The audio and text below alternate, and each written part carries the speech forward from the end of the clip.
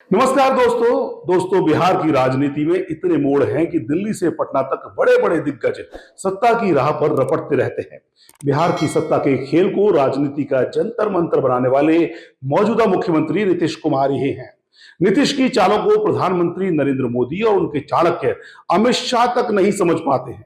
नीतीश कुमार अब बिहार की पूरी सियासत को एक बड़ा झटका देने वाले हैं। इसकी तैयारी पूरी हो चुकी है। ये तैयारी दो लेवल पर हो रही है। पहला तो बताया जा रहा है कि नीतीश कुमार ने अपने राजनीतिक वारिस को चुन लिया है। जी हां, सही कहा और सही सुना आपने कि राजनीतिक वारिस उनका तय हो चुका है। और दूसरा, बिहार का बजट सत्र, जो नीतीश और प्रधानमंत्री नरेंद्र मोदी के रिश्तों में निर्णायक मोड़ ले सकता है। प्रधानमंत्री मोदी का अपना आम बजट भी उनके लिए एक बड़ी चुनौती है, जो कि पूरी तरह से बिगड़ चुकी अर्थव्यवस्था के दौर में मिडिल क्लास का गुस्सा भी नरेंद्र मोदी को थामना है। और जिन बैसाखियों के सहारे वो प्रधानमंत्री की कुर्सी पर बैठे हैं, उन नीतीश कुमार और चंद्रबाबू नायडू को भी साधे रखना प्रधानमंत्री की जिम्मेदारी और मजबूरी है। चंद्रबाबू नायडू को तो प्रधानमंत्री अपने खजाने के जरिए साध भी सकते हैं, लेकिन नीतीश कुमार सिर्फ खजाने और योजनाओं के ऐलान से बहलने वाले नहीं है दोस्तों। क्योंकि नीतीश कुमार को आने वाले विधानसभा चुनाव के मद्देनजर अपनी राजनीतिक हैसियत भी मजबूत करनी है। नीतीश कुमार पिछले 2 महीने से ऐसे एक नहीं कई इशारे दे चुके हैं। और नीतीश कुमार के उन इशारों में लालू यादव और उनकी पार्टी आरजेडी के सीनियर लीडर्स समय समय पर तड़का भी लगाते रहते हैं। एक और नीतीश कुमार दिल्ली की हर राजनीतिक हलचल से खुद को दूर रखते हैं।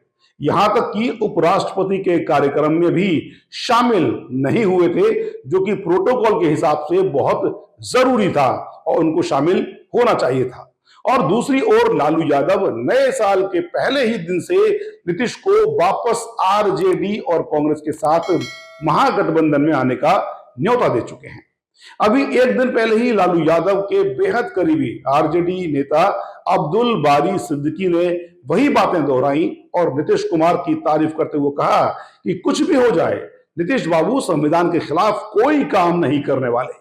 यानी बिहार में नीतीश कुमार की सत्ता का तराजू अभी भी नरेंद्र मोदी और लालू यादव के बीच झूलता नजर आ रहा है।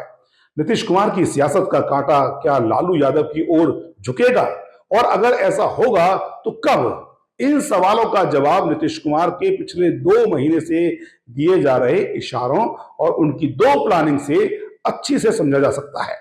नीतीश के वारिस पर आए उससे पहले बजट को लेकर नीतीश के इन इशारों को समझते हैं।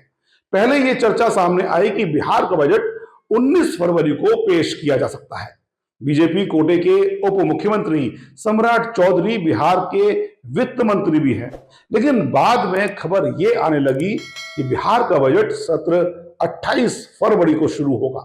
यानी बजट चला गया मार्च में, होली से पहले। अब बिहार की ये होली बहुत महत्वपूर्ण हो गई है, क्योंकि होली से पहले बजट पेश करने वाले वित्त मंत्री कौन होंगे और होली के बाद नीतीश कुमार का राजनीतिक उत्तराधिकारी कौन होगा, ये 2 बड़े सवाल बने हुए हैं। माना जाता है कि नीतीश कुमार ने बजट को 19 फरवरी से मार्च में इसलिए शिफ्ट किया है क्योंकि 24 फरवरी को प्रधानमंत्री का दौरा बिहार में है। चुनाव से चंद महीना पहले प्रधानमंत्री बिहार पहुंच रहे हैं, तो हजारों करोड़ के प्रोजेक्ट का चुनावी झुंझुना तो बजाएंगे ही। जनता शायद उससे कुछ बहल भी जाए, लेकिन नीतीश कुमार को नरेंद्र मोदी से जो सुनना है, अगर वो प्रधानमंत्री ने नीतीश कुमार को नहीं सुनाया, तो फिर मार्च का बजट बतौर उप मुख्यमंत्री और वित्त मंत्री तेजस्वी यादव भी पेश कर सकते हैं। बड़ी खबर है दोस्तों, नीतीश प्रधानमंत्री से साफ साफ सुनना चाहते हैं कि चुनाव में जीत के बाद नीतीश कुमार ही राज्य के अगले मुख्यमंत्री होंगे।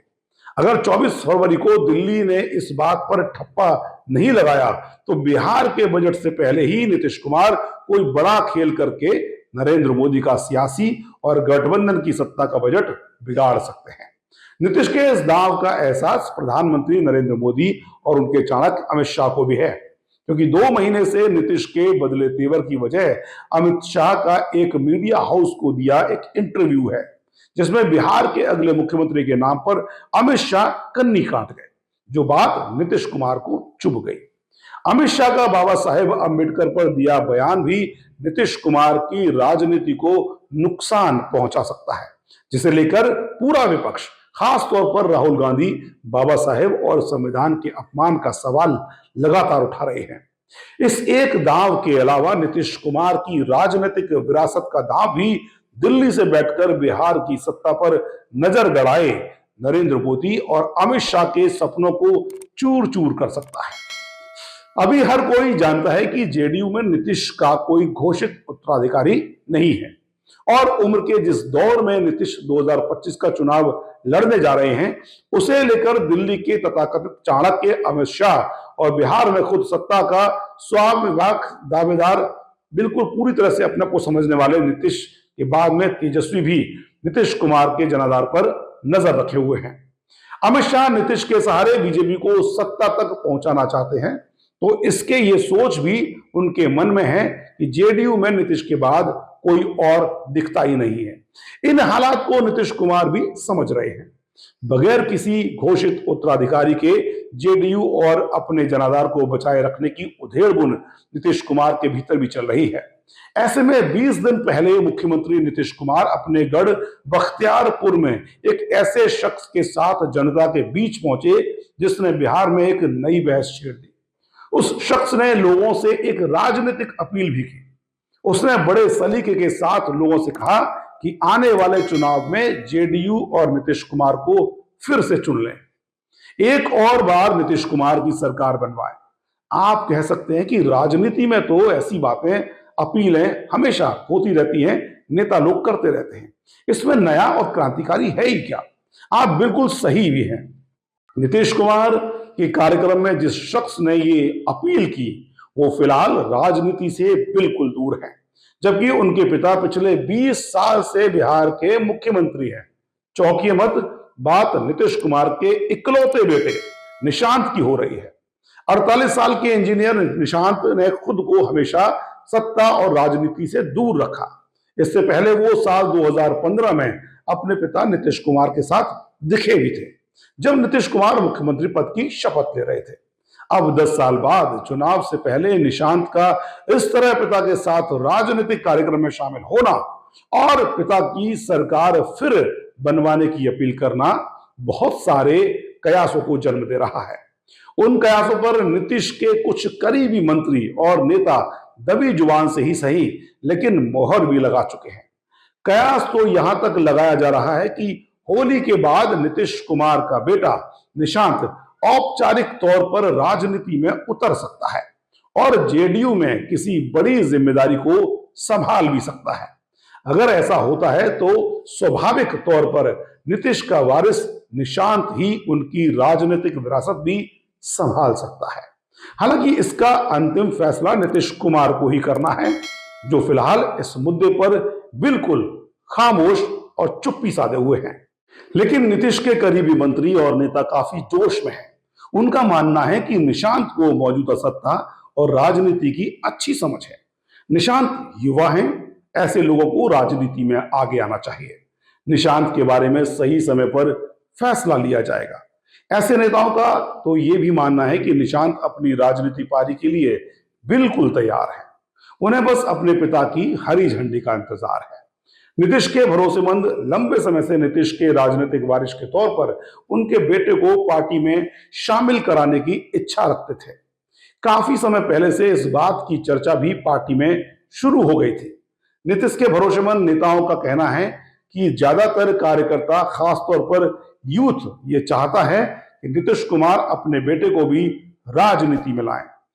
बताया जाता है कि लोगों की यह ख्वाहिश नीतीश कुमार तक पहुंचा भी दी गई। ऐसे नेता दलील भी देते हैं कि लालू यादव ने आरजेडी की विरासत अपने बेटे तेजस्वी यादव को सौंपी है।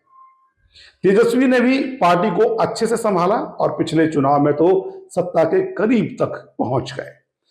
रामविलास पासवान ने भी अपनी जिंदगी में ही अपने बेटे चिराग को राजनीति में उतारकर अपनी मंशा जाहिर कर दी थी। चिराग ने भी एलजेपी को बखूबी संभाला। इस लोकसभा चुनाव में चिराग का स्ट्राइक रेट 100% रहा। तो इसी तर्ज पर नीतीश कुमार भी अपने बेटे निशांत को अपनी राजनीतिक विरासत सौंप सकते हैं। बल्कि निशांत अगर 2-3 चुनाव पहले भी राजनीति में आ गए होते तो आज जेडीयू की स्थिति और बिहार की राजनीति की सूरत कुछ और ही हो सकती थी। निशांत की पैरवी करने वाले नेताओं का कहना है कि अभी भी कोई देर नहीं हुई है। पार्टी के बेहतर भविष्य के लिए निशांत को पार्टी में जिम्मेदारी भी दी जानी चाहिए। नीतीश के सामने यह भी एक सवाल है कि कल तक वो लालू यादव और पासवान पर परिवारवाद का आरोप लगाते रहे हैं, लेकिन नीतीश के सामने सत्ता और राजनीति का सबसे नाजुक दौर भी है। प्रधानमंत्री मोदी और अमित शाह की राजनीतिक विसात में फंसकर नीतीश की पार्टी अपने सबसे बुरे दौर से गुजर रही है।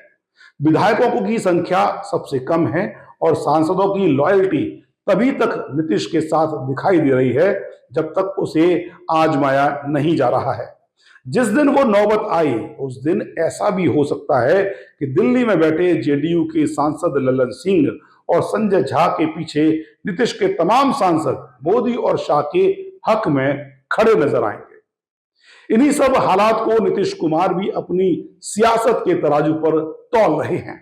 हालांकि सियासत के कुछ जानकार नीतीश कुमार के ये सारे तेवर सीट बंटवारे में ज्यादा से ज्यादा सीट हासिल करने की रणनीति मानते हैं। नीतीश कुमार इस चुनाव में जेडीयू के लिए कम से कम 125 सीट चाहते हैं और बेहतर स्ट्राइक रेट के साथ कम से कम 80 पार विधायक चाहते हैं, ताकि सदन में सबसे बड़ी पार्टी भी बन सकें और मुख्यमंत्री की कुर्सी पर अपनी गारंटी भी ले सकें। वरना तो बीजेपी लगातार ये मैसेज दे रही है कि अब की बार नीतीश कुमार के कंधों पर ही चढ़कर बिहार में अपना मुख्यमंत्री बनाएंगे। महाराष्ट्र में एकनाथ शिंदे को प्रधानमंत्री मोदी और अमित शाह ने किस तरह मुख्यमंत्री से उप मुख्यमंत्री बना डाला, यह भी नीतीश कुमार के सामने है। ऐसे में पहली बार नीतीश राजनीति के चक्रव्यूह में फंसते नजर आ रहे हैं। इस चक्रव्यूह से निकलने का रास्ता नीतीश के सामने यही है कि जेडीयू चुनाव में सबसे बड़ी पार्टी बने।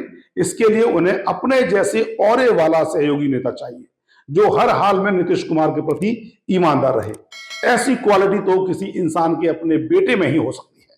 जेडीयू और नीतीश कुमार की मौजूदा परिस्थितियों को उनके भरोसेमंद नेता भी देख रहे हैं और समझ भी रहे हैं। शायद इसीलिए नीतीश के बेटे निशांत को लेकर ये चर्चा जोर पकड़ रही है।